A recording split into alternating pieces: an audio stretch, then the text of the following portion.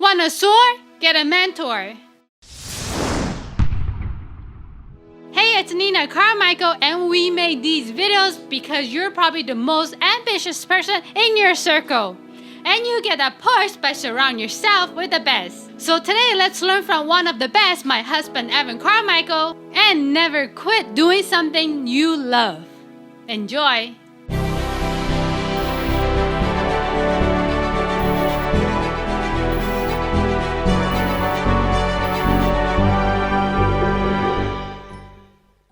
Okay, let's kick it off with rule number 1. Act on your ideas. Most people never manifest their ideas because you don't trust your ideas. That bold idea that came to you, that made sense to you in the moment, the next day feels too bold, too crazy, too insane, too not for someone like you. I believe that the decisions that come to you when you're feeling bold are actually the right ones for you, and you have to take immediate action on, because otherwise your head gets in the way and talks you down from doing the things that you should be doing. So right now I'm in the process of looking for a creative director for my business, someone to look at all my content, suggest ways to make it better, to be focused on the branding and opportunities for me. And this was a suggestion from Mark Drager, friend of the channel, longtime personal friend of mine as well. He helped film my very first video. He's the reason why I did Top 10 Moves to Success. Long story with Mark, and he said, Evan, you need a creative director for your business. Creative director or brand manager or CEO, somebody to be in charge of all the creative decisions and getting me out on the stages that I need to be out on. So how do we make these videos better? That's that person's role. And so in my head, when he first said it, I'm a little afraid. I'm scared, like, oh, how do I find this person? I need to vibe well with them. I can't just bring anybody into that role. I'm a pretty weird duck, and so this has to be a good, long-term fit for me. How much is this person gonna cost? How do I fit into my cost structure right now with my business? How are we gonna deal with conflict? So it's all of the negativity, all of the things that are reasons why it's not gonna work. And so instead I need to focus on, this is a bold idea and I need to at least explore it. I need to try it, I need to play it out. Maybe it works, maybe it doesn't. But teaching myself that I do bold things, I do scary things, I do difficult things, and being scared is not a good enough reason for not to take action. And so those ideas that come to you, trust that they came to you for a reason. If it came to you and you're thinking about it and you feel bold, like, man, I would love to go off and do that, the best thing you can do is just start going off and doing that. Because what's gonna happen is you're gonna plan. You're gonna spend all your best energies just stuck in planning mode. Instead of actually going out and taking action, you're gonna tell your friends about it. They're gonna tell you it's a stupid idea. You're gonna sleep on it. You're gonna wake up and tell yourself it's a stupid idea. And then what happens is no momentum. The biggest thing that is missing from your life is momentum. Nina's happy. Nina's smiling. She's next to me filming. That's all that's missing. You're a genius. You have great ideas. Great, genius, amazing ideas. You're just missing momentum. Because once you get the idea, you sit on it, and then you tell yourself why you can't do it instead of going off and proving to yourself that you can. So how do you find the ideas, and then how do you take action on them? I'm gonna give you a 3-step process. Step number 1 is go for a walk, have a shower, do whatever the thing is that makes you feel energized, creative, and in the zone, right? If you're constantly just in front of your phone and stressed out all day long, you're not gonna come up with creative ideas. So where do you get creative ideas? I get creative ideas when I'm driving. I get creative ideas when I'm in the shower. I get creative ideas when I'm walking. I don't really meditate, so I don't get ideas when I'm doing that. But it's time when there's nothing scheduled. And so do you have enough time during your week or during your day that is open, that you allow yourself to think and be creative?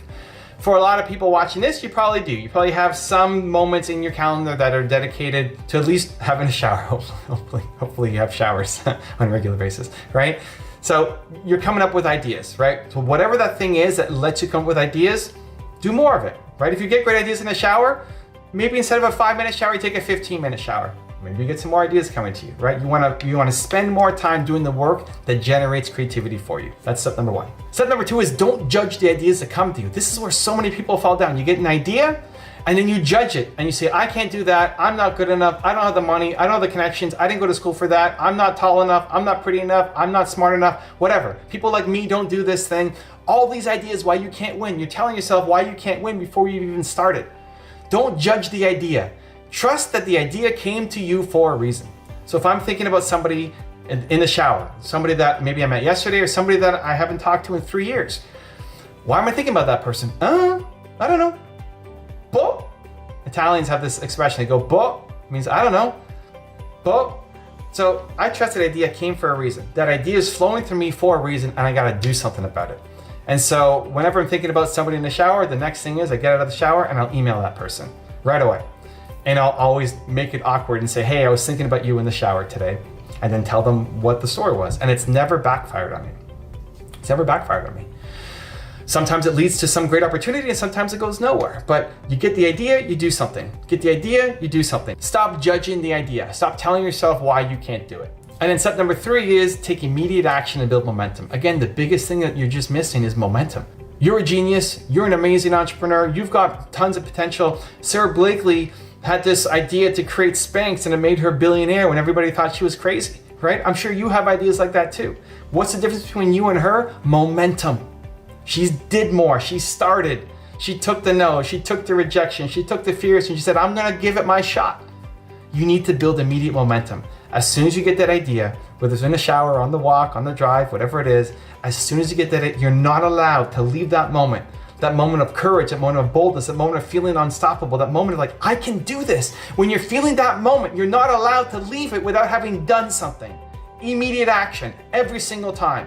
And sometimes that leads to something great, and maybe the momentum falls off the next day, that's okay. But in the moment, you have to take immediate action.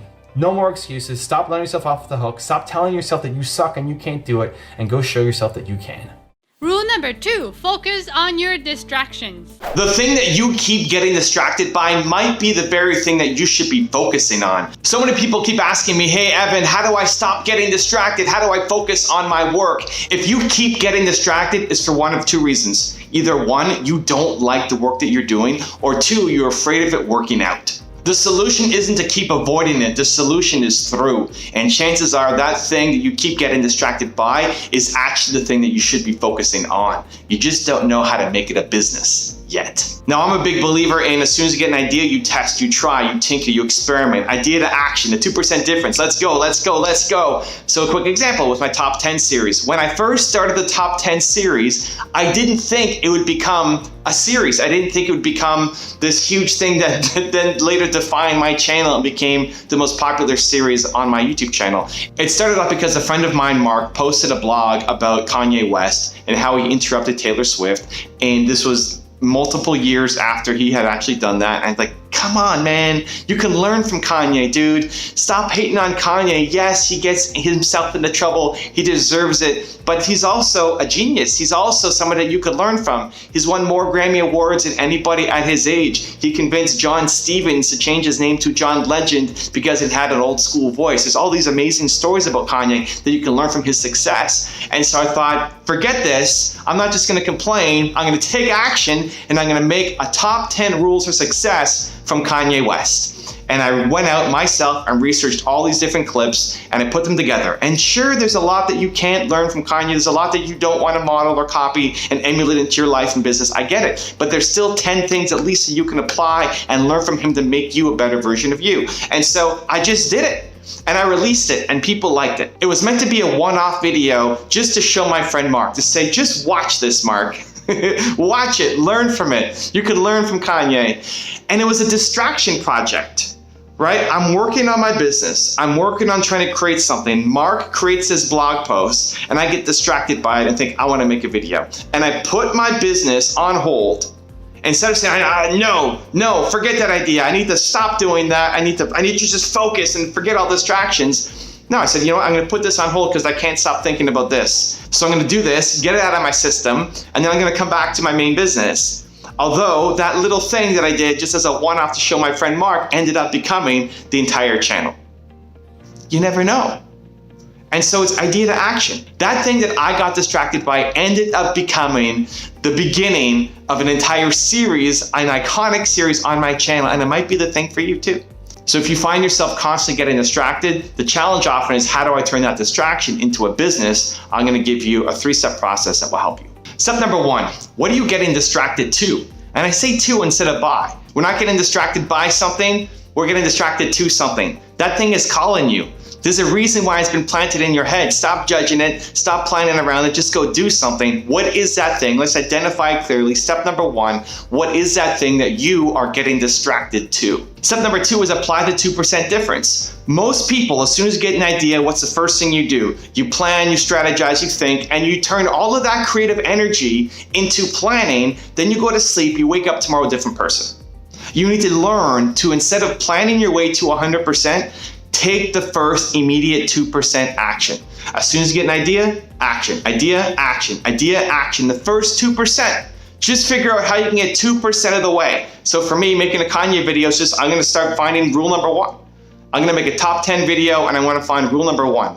If I do that, I'm 10% of the way.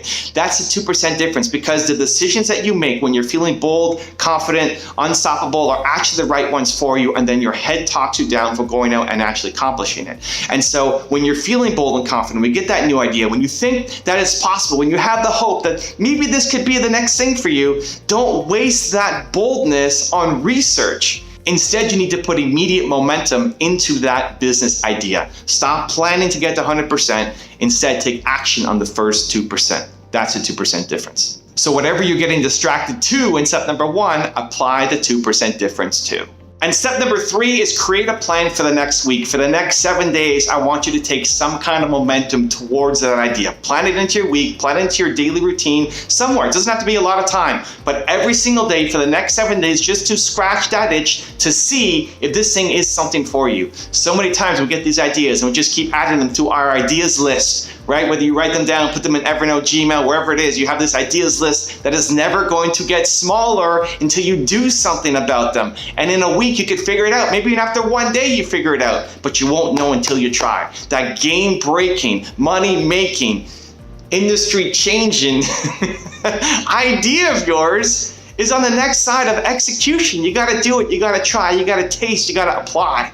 And so that's a 3-step process. Step 1, identify what that thing is you're getting distracted to. 2, apply the 2% difference for immediate momentum. And then 3, make a plan so that you're taking action every single day for the next week. Rule number 3, chase your dreams. Chasing down your dream, even if everyone around you thinks you're crazy, is the only way you're gonna win. I like to say that everybody has Michael Jordan level talent at something. Everyone, yes, you, right there, you could be the greatest of all time at something. The problem is most of us settle for something just over survival, something just good enough to get by, instead of going for something that you could be the greatest of all time at. The toughest choice I ever had to make in my life was whether I should become an entrepreneur or go take this 6-figure job traveling around the world in investment banking. And I thought I wanted to be an investment banker, but I had this thing gnawing at me saying I need to at least try this entrepreneurship path, just to test, just to see. Nobody in my family was an entrepreneur. I didn't have an upbringing of entrepreneurship. I didn't have heroes or role models around me who were entrepreneurs that I wanted to model and be like them. I thought I wanted to be a banker. But when this opportunity came up, I did not want to live with regret. That's the final filter through which I made my decision. I looked at the 2 decisions. This is where you can't just make your list. When you're faced with a really tough decision, you have to make your big decisions with your heart and the small ones with the head. What do I do? The most difficult decision of my life, what do I do? Do I take this job? Or do I try to be an entrepreneur, make $300 a month and have 30% of a company? What's the best call? I did not want to live with regret. I asked myself, if I'm 100 years old and I'm sitting on a rocking chair and I'm in a retirement home and I'm about to go, this is it, this is the end of my life. When I look back on this moment right now, I look back on it, what will I regret more? Saying no to the job or saying no to the business? And I thought, you know what? I can always get another job. I could. It may not be the same job. It may not be in Asia like this one was. May not be traveling as much, but I can get another job that's similar. This business, I don't know if I'm ever gonna get the shot again. I don't know if this will ever come around again. I'm gonna regret it if I don't know. And I adopted the mentality that I would rather know and fail than not know. I had to know. And so I did it. And I never went back to investment banking or any other kind of job. It wasn't easy. I struggled, I suffered. For those of you who've gone deep into my story, you know a lot of the trials and tribulations I had to go through. but you come out a different person. There's no going back. When you make those difficult decisions, you become a different person. And so I can't just leave that and go be an investment banker. And so I think everybody has Michael Jordan level talent. I think you have genius. You could be the greatest of all time at something. You either don't know what it is, and then it's your duty to go and explore and find it. Don't settle for the first 3 things that come to you. Explore. You have an idea, you have intuition about something, chase it down, try it, see it, taste it, taste it. If it makes you come alive, you have to keep going, even if people around you say you're crazy. You are crazy. You're trying to be the world's greatest at something. Look at who's telling you this advice. It may be out of love, but are they the greatest at what they do? Did they chase down their dreams? Or did they settle? Don't take advice to settle from people who settled. They love you. They're scared. Don't take on their fear. You want to be great. You have to chase down your path, and I'm going to give you a 3-step process to do it. Step number 1 is write down your dream. Write it down. Make it visual. Not just here on your phone, but like take out a pen and paper and write it down. Write it down. Get it out of your head and put it on paper. That crazy thing, as soon as you start to express it, seems a little bit less crazy. As long as it's in your head, this crazy idea you have, as long as you're tinkering and toying, it's safe. It's in this development zone. But as soon as you get it down on paper, it becomes more real. You look at it and you get a little bit more scared. That's great. This is the start. This is the expression. This is the getting it out into the world. You have to write down your dream. Step number 2, ask yourself, what will you regret if you don't chase down this dream? Do what I did.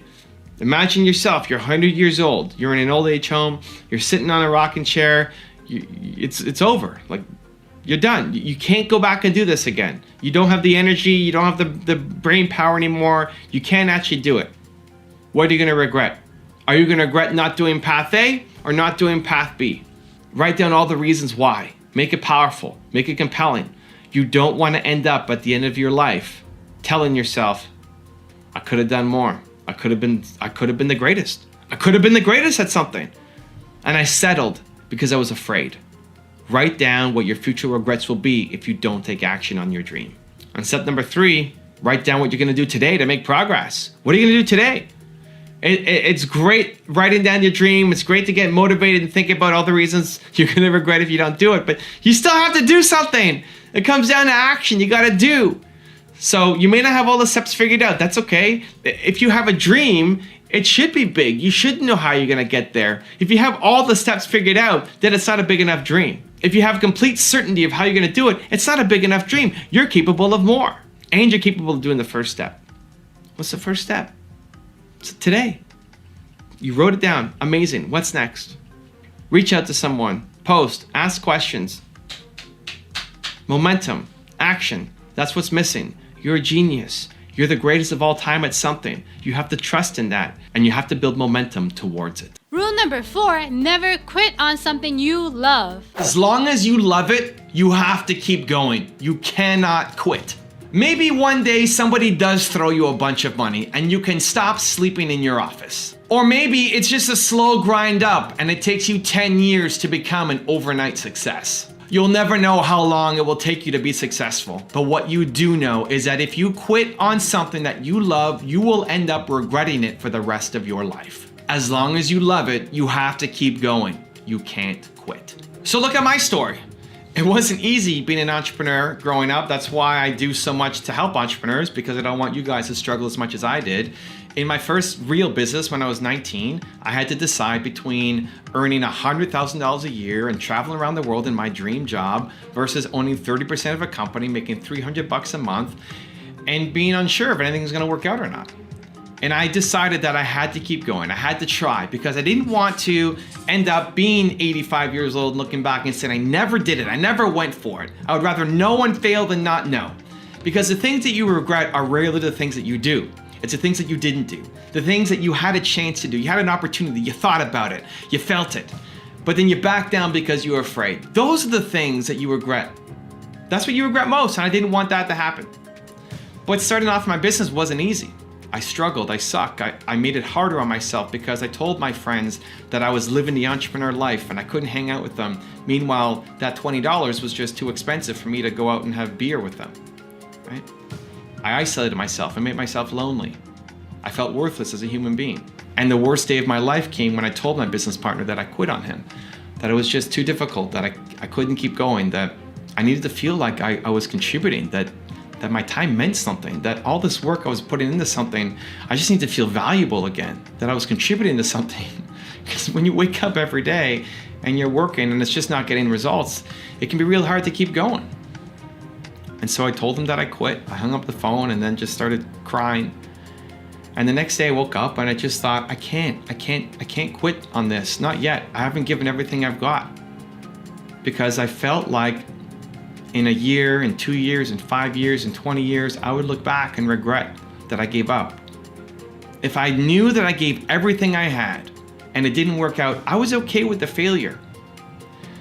It was just the idea of that thing lingering, that I could have given a little bit more, that I still liked this thing and I needed to see it through, and I didn't, that I quit on it. I knew that would eat me up forever.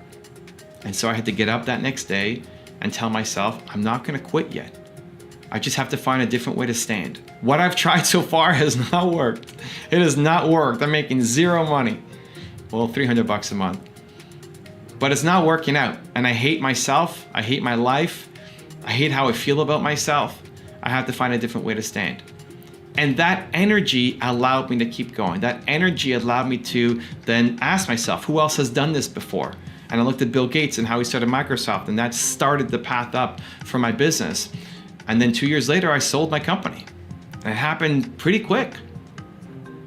All because I refused to quit on the thing that I knew I needed to see through. So how do you do it? I'm gonna give you a 3-step process for you to follow that I think will help. Number 1 is you quit when you don't love it anymore. And I think people often even stay in things for too long. I think people have fallen out of love with things and they stay with it because they don't want to be seen as a failure. I think a lot of entrepreneurs stay in their businesses for too long. I think a lot of people stay in their relationships for too long because you don't want to be seen as a failure for quitting on things. If you don't have the love anymore for the thing that you're in, you need to move on, because you will never create great things doing work that you don't love. You're going up against people who love doing the thing, who love it. You're never gonna win. You're never gonna have success. Meanwhile, you deserve to be doing work that you love, because you could be the Michael Jordan at something else. And so stop thinking your way through it. Stop saying you need to wrap your head around it. You don't. You need to wrap your heart around it. Ask yourself, are you excited to go do this thing? Do I still love doing this work? And if the answer is yes, then you have to find a way to keep going. You have to go one more day, one more day, one more day. And if it's no, then you have to get out immediately. ASAP. Stop spending your time doing work that you don't love. Step number 2 is flip patience and impatience. You gotta flip patience and impatience. Most people are very patient with themselves and impatient with the results. You want results today? Where are my results? Let's go. Where are my results? I want it to happen. Why isn't it happening fast enough, right? The entrepreneur mindset. But you're patient with yourself. I'll do it tomorrow. I'll get started on that thing on Monday. Start of the next month. You know what, next year, January 1st, that's when I'm gonna hit it hard. You need to flip that. That mindset will destroy you. You have to flip it. You flip your patience with impatience. Instead, what you wanna do is be patient with the results. You're patient with the results. You know that you have a big goal. It's gonna take a little bit of time to get there. If you have any goal that's worth anything, you're not gonna accomplish it today. That's a tiny little goal. You're worth more than that. You're chasing down big dreams. But you need to be more impatient with yourself. You're patient with the results and impatient with yourself. Did you give your most today to the thing? I'm here trying to make a video for you guys. I'm trying to bring the best that I've got today, that I have on this day for this video. Are you proud of yourself? When you go to sleep tonight, are you proud of yourself? Say, I gave my best today. Because if you are impatient with yourself and your effort every single day, that's the fast track to actually getting the results you're after. Flip your patience and impatience. And number 3 is think big, act small. You gotta think big and act small. You have a big dream, big mission, big vision, something that you're trying to accomplish, and it's gonna change the world, and it's amazing, and you're so excited, and being visionaries is what makes us entrepreneurs so amazing, right? I love your big dream. But sometimes that big dream is too big. And then you feel like you can't do it unless you have venture capital and you have a team and you've quit your job and all these things have lined up. That stuff is never gonna line up, that's the problem. And then it's 5 years later and you still haven't done anything on it. Meanwhile, dummies are winning off of your idea just because they started. And so you need to act small. You think big and you act small. You have this big dream, big vision, amazing, and then what are you gonna do right now today? What's the smallest possible, easiest, simplest way to just build momentum? Because that's the thing that's missing for most entrepreneurs, momentum.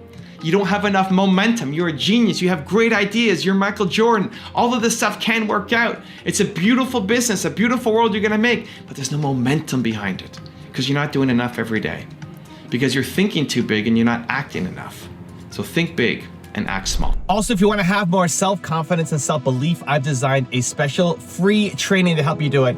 The science says it can take up to 254 days of consecutive action to build a new habit. And I want that for you. I want you to build the habit of self-belief. So what I'm gonna do is email you every day for 254 days, a link to an unlisted video that will shift your belief forward. To get on it for free, the link to join is in the description below. If you're doing work that you love, you're more likely to follow through. You're more likely to do it because it doesn't feel like work, because you love doing it. The people who win work the hardest because they love what they do. It's got to be your life's work. If you only had to write one book ever in your life, this is it, and it's got to be amazing. Rule number 5, hold yourself accountable. You need people in your life to hold you accountable because you will never push yourself as hard as you can go. You get a personal trainer not because of what exercises you should do. You can look that up online. The real value of a trainer is to have somebody right there in front of you, in your face, telling you to do 3 more reps of that exercise when you want to quit, when you're gonna tap out, and if you were by yourself, you'd say, I'm done, and they say, give me 3 more, because all of the growth happens in that last set. If there's nobody around you to hold you to a higher standard, you'll always know that there's another level, but you'll be too afraid to reach for it yourself. So let's use me as an example. I want to solve the world's biggest problem. I don't think people believe in themselves enough. It's why I created this channel and all the other ones I have, and the books and the speaking and everything I do. I want to go out and do this impossible thing that's never going to happen. I'm never going to solve the world's biggest problem, and yet I wake up every day and I try to do it. And I use a combination of what I call aspirational mentors, which are people like Steve Jobs and Elon Musk and the people that I profile on this channel. And then I also do it from people who challenge me one-on-one. If you watch my Entrepreneur Advice channel, I get pushed every week by my agent Steve, by psychologists in Australia, by people who are coaching me on how to get better. And they push me and they tell me I need to do more. And they tell me I'm being an idiot in these areas. And like, go, this is the homework. And the more uncomfortable I feel during that process, usually the better the advice is. If I think about the tour that I launched last year, and now the tour that I'm doing this year, it started as a free tour and became a paid tour when my agent Steve pushed me to do it. Like, you need to charge for this. And immediately my heart's booming. Boom, boom, boom, boom, boom. I'm scared. It means I have to do it. Having people around you who can push you to do the things that you need to do, who make you nervous, who make you scared, who see your blind spots, who cut through your BS, who tell you that's just fear talking, because we'll come up with really logical reasons why we can't do something. Or aspirational mentors who, when you see how they react to things, how they see things, how they understand the world, and then you look at what you're doing, it forces you to be pulled up. It forces you to take the next step up on the staircase. You need to do it because your environment's been perfectly designed to keep you where you are. Your friends, your family, all of it. It's keeping you exactly where you are. And the difference between where you are now and where you want to be and where you can be in a year, in 2 years, in 5 years, in 10 years is going to be the people you have around you and how much they're willing to push you, to believe in you, to tell you what you may not want to hear, but you need to hear to grow, to challenge yourself and get to the next level. So how do you do it? I'm going to give you a 3-step process for you to follow that I think will help. Step number 1 is what I call the Santa Claus rule. Think about what Santa Claus does, right? Santa Claus comes every year, sneaks down your chimney, knows the exact perfect present that you want. It's nicely gift wrapped. It's got the perfect wrapping paper, the perfect bow, the perfect card, everything. It's perfect, exactly what you need. The problem is a lot of the feedback that you need won't be perfectly gift wrapped for you. It's going to be messy. It's going to be ugly. It's going to sound nasty. If you're talking to Dan Pena, he's not going to sugarcoat things. If the only way that you can hear a message is if it's sugarcoated, if it's wrapped up beautifully for you, if it starts with, hey, I love you, I love all your work, you're my hero, you're the best, and I've got this one little tiny piece of feedback that I think you won't, hopefully you're not too offended if I give it to you, right? If that's the only way that you can receive feedback, you're never gonna grow, because most people won't talk to you like that. Meanwhile, there will be people who might be totally hating on you, who might say you're the worst human being alive. But look at some of the comments I get on my YouTube channel. It's mostly positive, but every now and then you get this crazy person, this hater, right? Who's yelling and screaming at the top of their lungs. But inside that message, there might be a gift. Inside that hate and negativity, there might be a kernel of truth that if you brush it aside, if you say, well, that person's just a hater, or if you can't handle it because it makes you feel bad about yourself, you don't want to hear the negativity. If you can't separate those two, the tone and the anger, maybe resentment, the hatred, from maybe there's something in here that I can learn from, then you'll never grow. If you can only receive feedback when it's perfectly packaged in a Santa Claus-like gift, then you'll never grow. And so that becomes a challenge. That's the Santa Claus rule. How can you learn to accept feedback, to grow, to get better, even when the information might be presented at you in a way that you don't like, appreciate, or respect? Number 2 is get aspirational mentors. I love surrounding myself with what I call aspirational mentors. These are people who I may never meet, right? It's a Steve Jobs, it's a Dan Pena, it's A.P. Giannini, who's behind me here, who's my favorite entrepreneur of all time, right? It's why I created these channels. It's why I do what I do, because I learned from Bill Gates. He saved my first company. He saved my business. I've never met him. I haven't met him yet. Hopefully I get the chance before he or I pass away to shake his hand and say thank you. He saved my company. He helped me build my business. And as a result of that, I create all this content for you guys as well. I love being around successful people, even if it's just in video format. I love having around me. Look at my office, look at my room, look at where I am. The videos that I'm making every single day, 3 to 4 videos across my multiple channels. Having aspirational mentors pull you up. They're pulling you up into a different zone that you're not used to. And if you ever have the choice between entertainment, between watching some TV show that is just escapism from a world you don't like, or educating yourself and learning from aspirational mentors who can lead you to a path that you do like, building a better life instead of escaping one that you hate, I think that becomes a path. So get some aspirational mentors. Anybody who's done what you want to do, or anybody who you admire who's had success in one field that you respect, learn from them, be around them.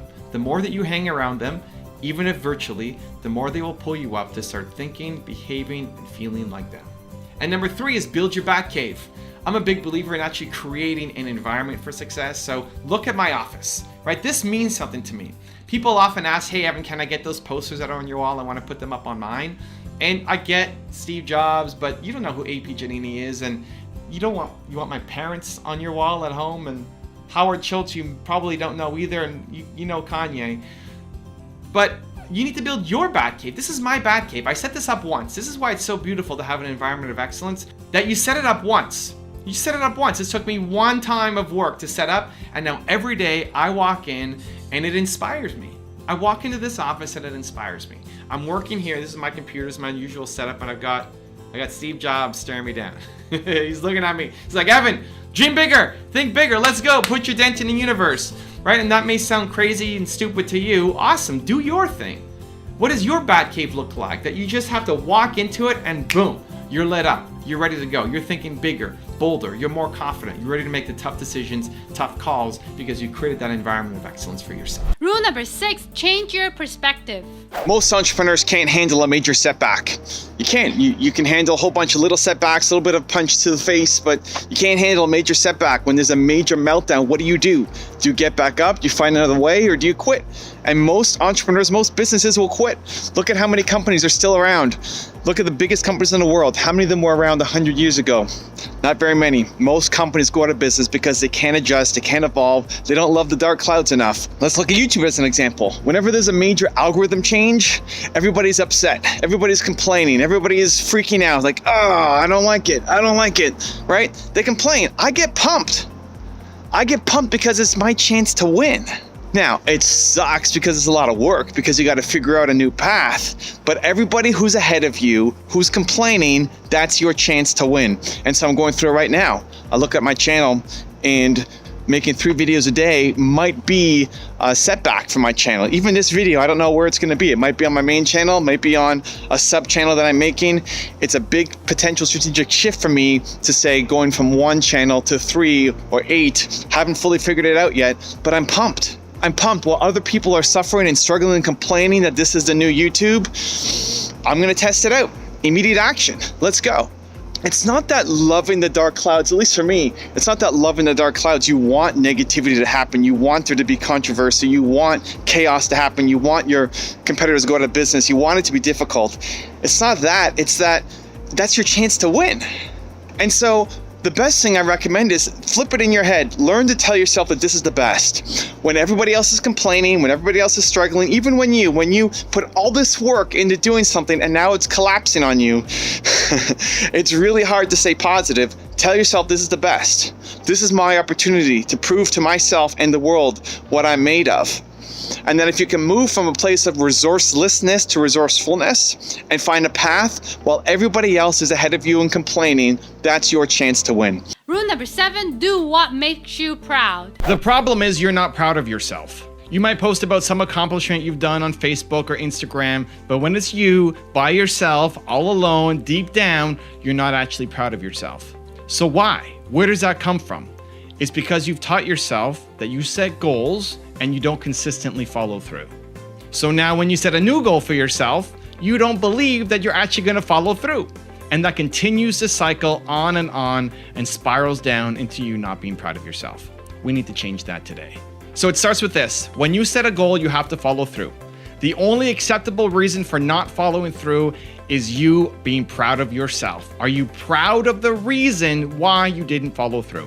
So a couple examples. When I started my tour, the very first stop, the pre-tour stop was Boston. I had a goal at that time that I was going to run 30 minutes of cardio every day. We drove to Boston. I drove the whole way, didn't sleep a wink, got in at 2 a.m. I hadn't done my cardio. What do I need to do? I need to do my cardio. Why? Because I told myself I committed to doing 30 minutes of cardio every single day. The cardio was the worst cardio of all time. Barely moving, right? Just kind of half eyes closed, trying to struggle my way through the 30 minutes. Health-wise, I burnt 0 calories. It would have been better for me to go to sleep. Mentally though, for the mindset, I'm pumped.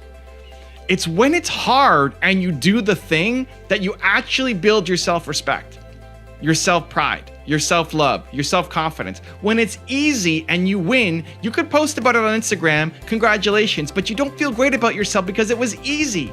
But when it's hard and you try, that's when you start building self-respect, self-accountability, self-pride. That's where it comes from. And so in Boston, I woke up the next day and I was tired and I had a sluggish, hard day trying to get through it, which was not great for my body.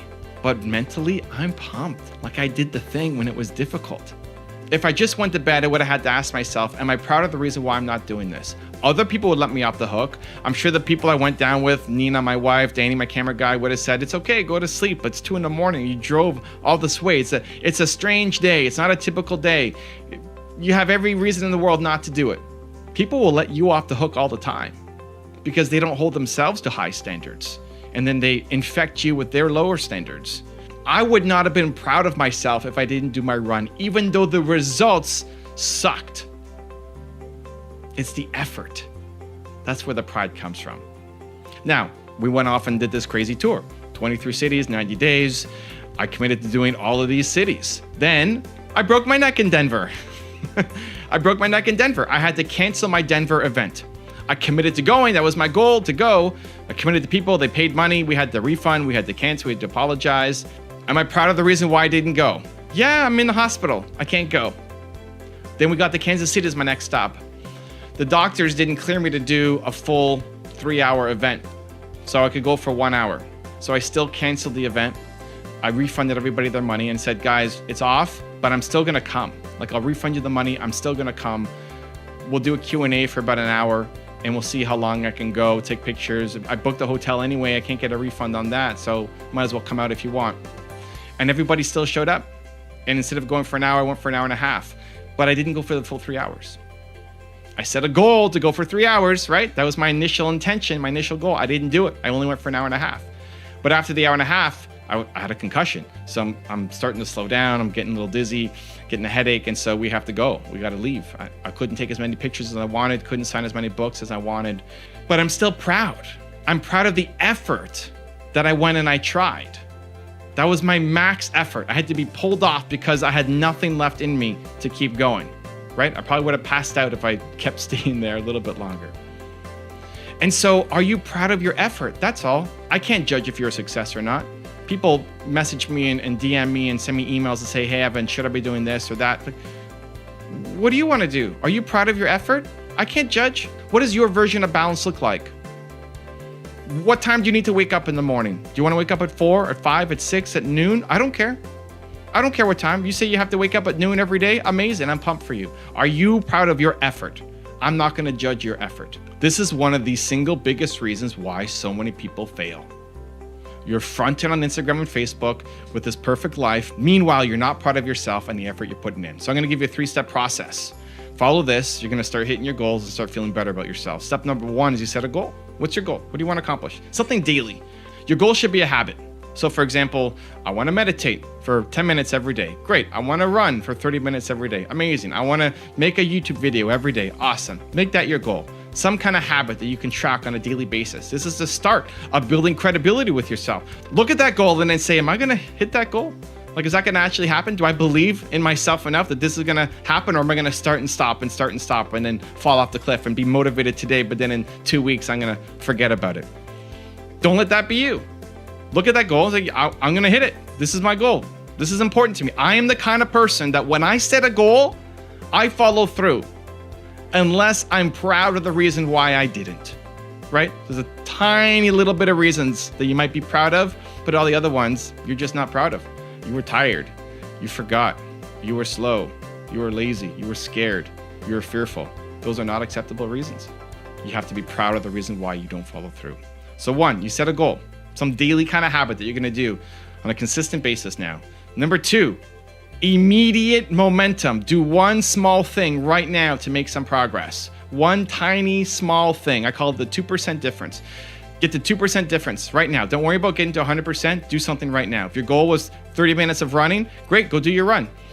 You don't have enough time to do it? Great, do 2 minutes of running. Meditate for 60 seconds. Anything. Send one email out. Make a quick 30-second YouTube video. Something. Immediate momentum. You are not allowed to set a goal and not create immediate momentum towards achieving it somehow. The 2% difference right away, because tomorrow you're going to wake up a different person. Show yourself. You set goals, you follow through, and you take immediate action. This is a start. This is the rewiring of your identity right now. We're doing it together. So step 1, you set your goal. Step 2, immediate action, the 2% difference right away. Step number 3 is you take the proud test. Whenever you're doubting, whenever you're looking at that thing and say, I don't want to do it, you ask yourself, am I proud of the reason why I'm not going to do it? And if you get a no, you have to go off and do that thing. If you get a yes, okay, great. But if you get a no, you're honest with yourself. It's just you. Nobody's going to judge you right or wrong. No, I'm not going to be proud of myself. You have to go do that thing. You have to. And if you get up and you don't do it, then you need to reset your goal and make it easier. You need to reset your goal. Stop setting 100 goals and then not following through. You have zero credibility with yourself. So just set one goal and do that one thing every day. Just start building up that reputation for yourself, not what other people think of you, the reputation for yourself. If you have 100 goals and do none of them, stop setting goals. It's not working. Eliminate all your goals. Just start with one goal a day. That's it. One simple goal a day to show yourself that when you set goals, you follow through. You're starting to rebuild and retrain your identity. And then when you do it, you wake up and you do the thing, amazing, celebrate, pat yourself on the back, put on a song, dance, you did your meditation, you did your sales calls, you did your YouTube videos, you did it. You do that consistently, it's time for another goal. You keep injecting that into your life. You need to build that identity that when you set a goal, you follow through. That's who you are. Congratulations. I'm pumped for you. Can't wait to see where you take things. Rule number 8, celebrate yourself more. Your brain is keeping you afraid and preventing you from achieving everything that you want. Because your brain is practical, it's logical, it only understands a world that currently exists. And if you want to change the world and you don't learn how to hack your brain, you are going to play scared for life. So I was trying to think about as I was watching this video, when was the last time that I felt really overwhelmingly scared? Like, I might not be able to do this. I can't do this. I'm not capable. I'm not worthy. I don't think I'm gonna deliver a good job.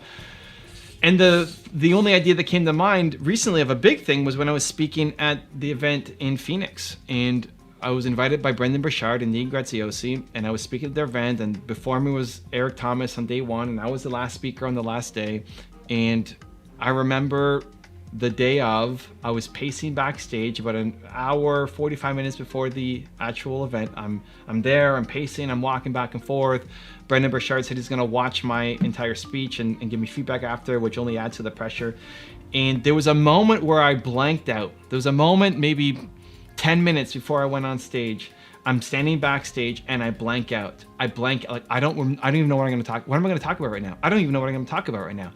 It's been a long time since I felt that level of desperation, insecurity, overwhelm, because usually as soon as I hear myself saying, this is hard, this is difficult, I say, okay, let's go do it. The challenge in this situation was I couldn't just get up on stage whenever I wanted. And so I'm left sitting there walking backstage thinking, oh my God, what if I don't win? What if I don't give a great performance? What if I let everybody down, which is my greatest fear? What if I let the audience down and Brendan down and Dean down? And I just forgot what I'm gonna say. How do I even start my presentation? I'm gonna get up on stage and just face plant. It was this, I don't know, minute of just real desperation, of feeling like, oh my gosh, I'm gonna get up there and suck. I don't know what I'm gonna say. And then the thing that caught me, and I'm so grateful that it did, is like the training, this is how you train yourself. The training came in. I said, what are you doing? You're Evan Carmichael. Let's go. And that may sound super egotistical, but I think the self-criticism only works when it's based off a foundation of self-love. Like, I think you need to celebrate yourself more. I think you need to recognize yourself more. Not bragging on social media that you did some fake goal that you know didn't take a lot of work, but you might get some accolades for from your friends and people following you. I'm talking about, what do you tell yourself? Like, when you walk past yourself in the mirror, do you see a rock star? Do you see a stud? Do you see somebody who's gonna go change the world? Most people is no. And if it's a yes, it's not consistent. And so I think doing the work to tell yourself that you're amazing, I think that should be a default answer every time you're nervous, is to say, I'm, fill in your name. I'm you, your name, right? I'm Evan Carmichael, let's go. And that motivated me to then instantly remember what the thing was. It wasn't that I forgot what I was gonna say, I was just too stressed out and blocked that I couldn't actually get through to what I was supposed to go out and talk about. And so that shift in my state, by telling myself, I'm Evan Carmichael, let's go, allowed me to connect to it and then go off and deliver, at least what I thought was a pretty great speech and event. So how can you do it for you? How can you hack your brain? I've got a 3-step process that I think will help. Step number 1 is scary, difficult, or hard. This is where I might have a different strategy compared to Marissa Peer. She says, when you're feeling nervous, tell yourself that you're excited, and because it's the same emotions, because you're sweaty, your palms are sweaty, your speech is elevated, your heart rate's going faster, right? The signs of being nervous and excited are the same. So trick your brain by saying you're excited instead of nervous. I actually don't like that, and lots of people say that. Simon Sinek says that, Marissa Peer says that, there's a bunch of people say that. I like to tell myself I do things that make me nervous. Right? Scary, difficult, hard are usually the 3, but let's add nervous as a 4th. Scary, difficult, hard, and nervous. That is not an acceptable reason for you not to take action, because you do scary, difficult, hard, and nervous. You love scary, difficult, hard, and nervous, because the other side of scary, difficult, hard, and nervous, the opposite is what? Is comfort, is complacency, is boring, is photocopying your day over and over and over and over and over and over and over and over and over again. You don't want that. The opposite of nervous is boring. It's boring. The opposite of nervous is not excited. The opposite of nervous is boring. The opposite of nervous is you hate your life. If there's nothing in your calendar in the next month that makes you nervous, that is scary, difficult, or hard, you hate your life. And most people are so busy running away from the things that make them feel nervous because it's too scary, difficult, or hard. And then they know that they're capable of great things, but they never do it. It's unrealized potential. But you know you're capable of more. It's not ignorance is bliss. You know you're capable of more, and you're not doing it because you're afraid. Watch your language, right? Whenever you say scary, difficult, or hard, that means it's go time. That means you have to do it just because you love scary, difficult, and hard. And ask your friends and your family and the people around you to catch it. Anytime you say scary, difficult, or hard, tell them to call you out on it. Now they may say, what are you talking about? You're always the one going off and doing scary, difficult, hard things. Don't buy into that. They just have lower standards than you do. Ask them to catch you on it, because you are doing it. You are making mistakes. You are saying that to yourself. And if it ever comes out of your voice, if it ever comes through your head, then you have to go off and do that thing just to show yourself that you can. Step number 2 is the boom boom test, and that's where your heart's going boom boom boom boom boom boom boom. Again, that's go time. The first one, scary, difficult, hard, and nervous, is words, right? It's vocabulary. It's you hear yourself thinking it, or you actually say it out loud. For some of you, it might be more physical, which is when you feel your heart going boom, boom, boom, boom, boom, boom, boom, you might not be even thinking something properly. You might not even have words in your head because you're so nervous, right? But when you feel your heart going like this, that means it's go time too. Especially when it's because of somebody else's potential opinion. If you're going boom, boom, boom because of fear of judgment, then you have to do it. Again, just because. Not worrying about if it works out or not, but just to show yourself that you can do it. Because whenever you play small based off of somebody else's opinion of you, you're telling yourself that you suck. You want to do something, you're afraid of how you're going to judge for it, so you don't do it. I suck.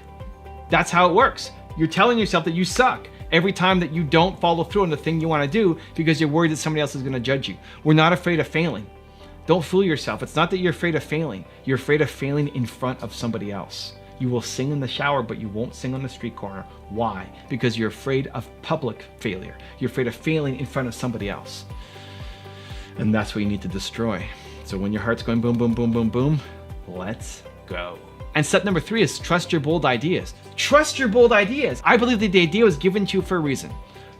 Where did the idea come from? I don't know. It came from somewhere. It's flowing through you. Now you have to go off and do it. I believe that the ideas that come to you when you're feeling bold, unstoppable, powerful, confident, those ideas are actually the best ones for you. And then your brain talks you down from doing them. That's why the most important first step is momentum. The biggest thing missing in your life is momentum. As soon as you get an idea, do something about it. Stop planning, stop thinking, stop being perfect, stop worrying about other people's opinions, stop researching, because you're gonna be bold and you're using all of your best, bold, creative energy on planning, thinking, researching, and then you wake up tomorrow and your brain takes over again and tells you you can't do it. And then what happens? You don't. Instead, use that first moment when you're feeling the bold energy, the confident moment. You come up with an idea, immediate action, momentum, instantly. You do that, you'll change your life. Rule number 9, match your action to your ambitions. The number 1 biggest thing that you are missing is momentum. You're a genius. You've got Michael Jordan level talent. You are the best in the world at something. But until you match your effort to your capabilities, your dreams will never happen. So yesterday I had a young preacher reach out to me on Instagram. Young, like early teenager, reach out to me on Instagram and say, hey Evan, I'm a preacher. I'm trying to get my career going. I want to make YouTube videos. I want to spread a message. Can you watch my video and give me some feedback? And first off, I love young entrepreneurs who are going after it, who are not just sitting there making excuses as to why they can't because they don't come from the family, they don't have the right education, they don't have the right gear to make a video. And here's this guy, just takes out his phone against a simple background, poor lighting, it doesn't matter, right? Just takes out his phone, starts recording the video, and he's pretty good, right? For a kid who's 14, 15, 16 years old, he's pretty good. He's way better than I was. He's way better than I was when I started making videos at, I don't know when I started making videos, 10 years ago. How old am I now? 39, 29. He's better at 14, 15, 16 than I was at 29. That's amazing. I love it. But here's the thing. He was only making a video once a week. And so I said, I love it, man. But you gotta match your actions to your ambitions. You gotta keep going. If you wanna be the greatest preacher on the planet, you gotta make more content. One, to practice, right? If you're a thought leader, if you're an expert, if what you are creating comes from here, and you just speak it out, you need to be making a video every day. Every day? If you can freestyle as an artist, as a rapper, you should be making a video every single day. Now, if your videos require some massive setup, not because it's about the quality of your thought, but it's about fancy stunts or something that requires a lot more, fine. But if it's thought leadership, if it's content that's just coming out of your head, right? The quality of your ideas every single day.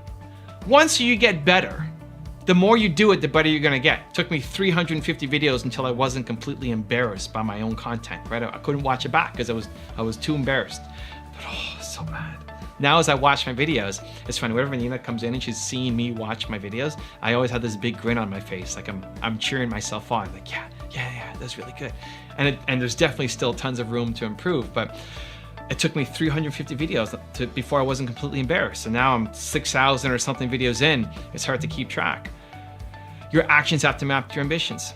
So if that's you, if you've got ideas, you've got knowledge, stop coming up with excuses and make the content, film it and post today and again tomorrow and again the next day and again the next day.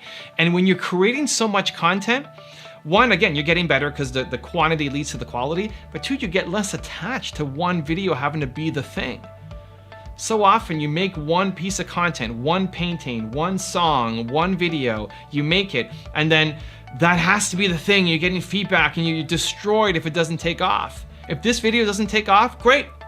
Next, right? Next. Keep going, keep creating. You need momentum. So your actions have to map to your ambitions, right? Whatever idea you have in your head, you want to be the next Oprah of whatever industry, great. Let's see it. Let's see it in the work. Let's see it in the energy. Let's see it in the output that you are creating every single day. Now I have a 3-step process that I think will help. Let's dive in. Step number 1 is make sure your actions map to your ambitions. So look at your calendar, open up your calendar, see what you're doing for the next week. What are you doing for the next week, right? Success is habits. So you have these big ambitions, you have these lofty goals, these dreams, amazing, I want you to accomplish them. Show me in your calendar where you are spending time to actually make that happen. Because a dream alone is not enough. It can be super exciting as an entrepreneur to dream, to sit there like, man, I'm gonna create this. And we get lost in our head of all the amazing things you can do. Nothing counts until you actually get out and start executing. I've had people who came to my workshops when I was on tour earlier this year who've been sitting on a dream for a decade plus. And they're still tinkering, they're still playing with it, and it's exciting while it's still in your head. It doesn't count until you get out and start executing. And so I want to have 10 million subscribers on YouTube as my next goal. Awesome. What am I doing? I'm making videos every week, multiple times for I don't know how many channels anymore, right? Thousands of videos. We've made videos every single day for at least 5 or 6 years, at least, usually multiple videos, but we haven't missed a day in at least 5 or 6 years. And that's where the growth comes from. And it's not that I'm superhuman, right? You can do the exact same thing. Just make sure your actions map to your ambitions. You say you want this, then you have to block it off in your calendar and you have to make sure that you are spending time pursuing your goals every single week. Step number 2 is get a 254. So I have a 254 series. It's a free video series. We'll link it up down below. I've already called it out actually earlier on in this video, where every day for 254 days, I send you an unlisted video by email, private, just for you, on a certain topic. So it could be on self-love, could be on confidence, could be on motivation, could be for writers, could be for women, could be on my Black Excellence series. There's lots of different 254s. The idea here is it takes up to 254 days of consecutive action to build a habit. So if you want to change a habit, you want to change your mindset, you want to change your way of thinking, you want to be more motivated, most people don't give it enough time. It takes as long as 254 days of consecutive action to build a habit. The average is 66 days. The best case scenario is 18 days of consecutive action. So if you're trying something for 2 weeks, it's not enough time. Even in the best case scenario, it's not enough time to build a habit. And so whatever it is that you want to build, surround yourself with it. For 254 days, create your own 254 series. So if that's listening to Dan Pena, great. If that's watching my videos, great. If that's listening to a podcast, a different YouTube channel, reading a book, great. Like whoever embodies the thing that you want to own, that you want to be a part of, that you want to jump in levels to, you're here, you want to jump here. Who's playing here and doing it consistently, and then inject a piece of them into your morning routine every day, and they will pull you up. Even if you never meet Dan Pena, even if you never meet me, if you are consuming the content every day, we will pull you up. We will pull you up to the next level. It's impossible. It's not possible to watch a video from me or watch a video from Dan Pena or watch a video from whoever it is that you aspire to be like. It's impossible to watch for 254 days and pay attention, not while you're doing the dishes or something else, and pay attention and not be pulled to another level. The problem is people aren't consistent enough. So create your own 254. And step number 3 is sleep. This is kind of a weird one, but I felt like I had to say it for this video. A lot of people default to saying, I need to wake up an hour early. I need to wake up at 5 a.m. I need to go to sleep and just wake up earlier. And that can definitely work. It can be a productivity hack, but I think before worrying about giving up on sleep, there are a lot of people who don't get enough sleep, and as a result, you're not productive. Before giving up on sleep, I would say make sure that the 16 hours that you are awake are actually meaningful.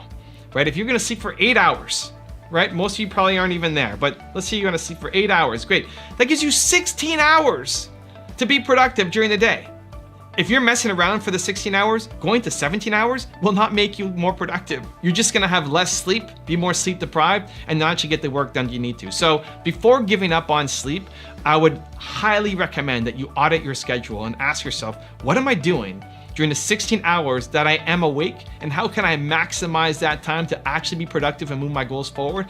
And if you still get down to no, my 16 hours are fully optimized and I need to cut into my sleep, and that makes sense for you, awesome, go do it. But I wouldn't do that as your first default step, which is a big mistake I think a lot of entrepreneurs make. Rule number 10, the last one before our very special bonus clip, spend time with yourself. I feel like I'm always spending time with myself. I'm always talking to myself. I'm always reminding myself of how awesome I am, of the ideas that I have are great and I need to start acting on them. I'm very aware of my thoughts, my feelings, my emotions, and whenever it's not feeling right, I switch, and I'll switch on a dime. As soon as this YouTube channel stops feeling worth it, not fun anymore, wrong energy, I'm out, and I'll just leave it behind. I move on and go do something else. I think the same thing of meditation. I haven't been able to maintain and find value in a meditation practice because I think there's two sides of meditation, and I only recently learned the difference. The first is about focus and presence. I'm always focused, I'm almost always focused and presence. I'm 85% in the moment focused, and 15% thinking about the future, and 0% thinking backwards. Somebody asked me that question, how much time do you spend past, present, future in your day-to-day? Like 0 about the past. That's why I have a poor memory. Mark Drager says I have a poor memory. I just don't live in the past. So I don't remember most things because they don't matter to me. They don't apply to me. I'm not thinking about, even when you ask me how old I am, I have to think about the year. Who cares? I was born in 1980, May 20th, 1980. How is that relevant? Because you want to compare your journey to mine, that I've come this far at 39 and you made it this far at 24 or 54 or whatever. I don't know. I just don't think that way. I think 0 going backwards. And then most of the time it's present and a little bit future, forward thinking. Whenever I'm feeling stuck, I'll spend more time with myself. If I feel like I need to go for a walk, I'll go for a walk. It's just paying attention to feelings. Another conversation I get into with Mark constantly is, I don't remember what I said, but I remember how I felt. And that's mostly where I live, just in the lands of feelings and constantly talking to myself. And so this message was a little bit hard for me, but I recognize that I'm probably a super weird duck. In my conversation with people, I recognize that this is not normal. So I don't know how to teach it. And maybe that becomes the next evolution of what I end up doing. I don't know, it doesn't feel right. See, even in the language, right? It doesn't feel right now, but maybe it'll become something. So that's the first part of meditation, is just focus, mindfulness, being present. And that's super easy for me to do. This is just super easy to do. Again, I don't know if it's been trained or it's in me. I've done multiple meditations with different experts all the way up to the top. Meditation with, Tony Robbins and Sadhguru and the top, like the best of the best. And I've never felt the altered state of consciousness, which is the second part of meditation. So focus, presence, mindfulness is easy to do. I could chew a cookie for an hour. When I was in university, I would do that just as a test. I would chew a cookie for an hour, and it became this kind of gum, right? One of the greatest strengths, and maybe weaknesses too, for me being an entrepreneur, is when I'm focused on something, it's all I can focus on. I don't get distracted by other things.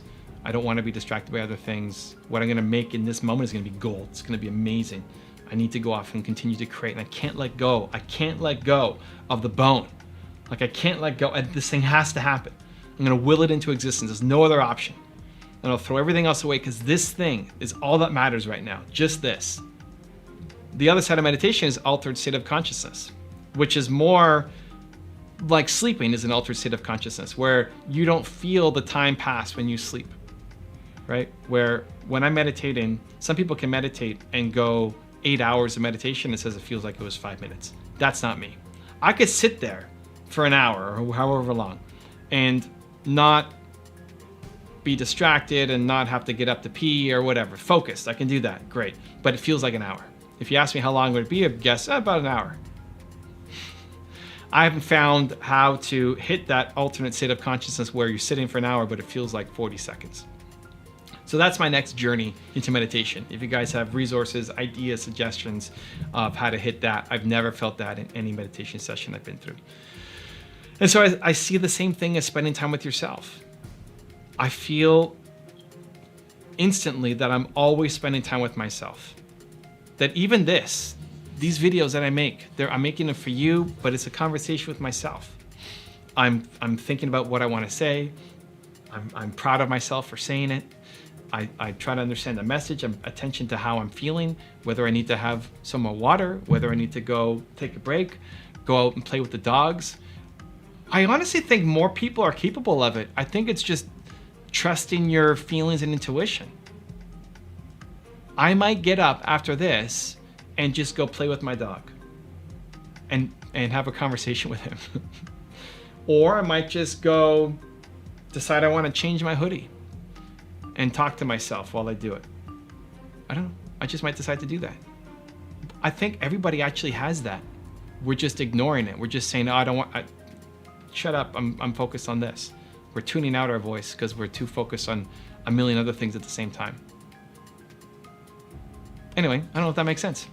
This is a weird one for me, but I thought I'd put it in because for most of these videos, for most of the points, I have a clear, concise message. I know what I want to get across. I've heard the message before. I have my point of view on it and I want to share. This one is a little less structured for me. It's a little more challenging, more difficult for me.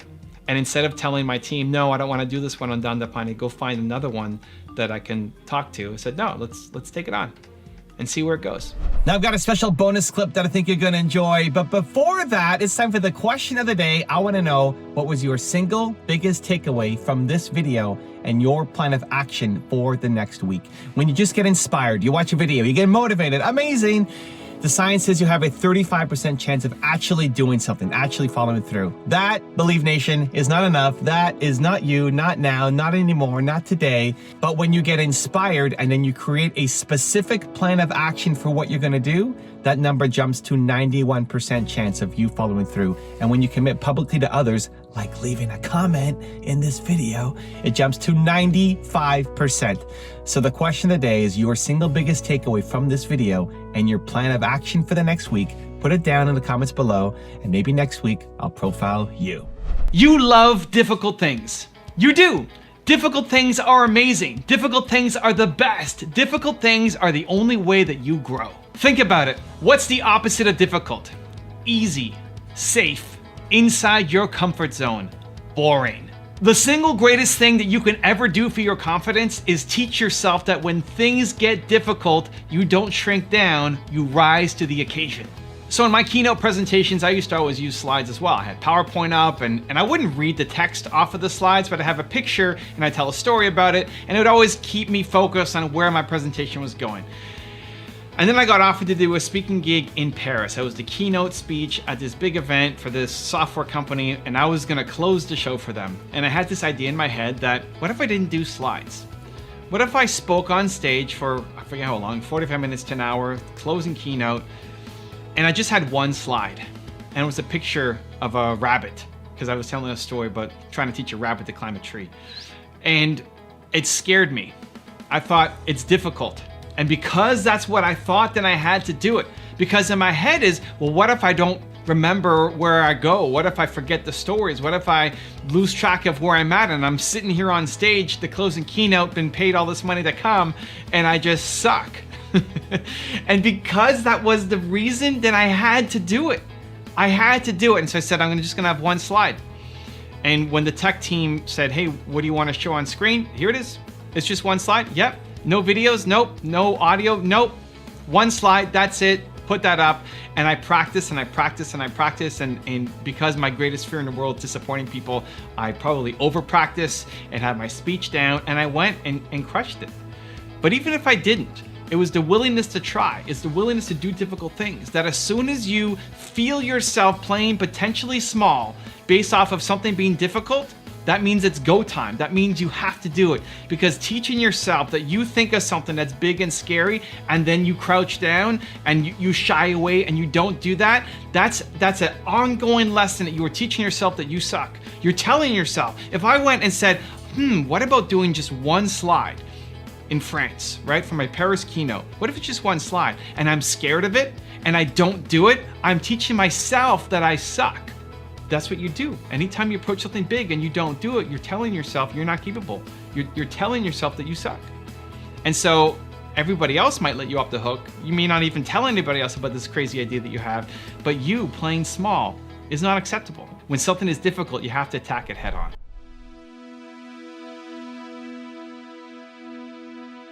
If you want to take control of your life and get everything you ever wanted, check out the video next to me. I think you're gonna enjoy. I will see you there. Continue to believe. Saying I never have the time is the single greatest excuse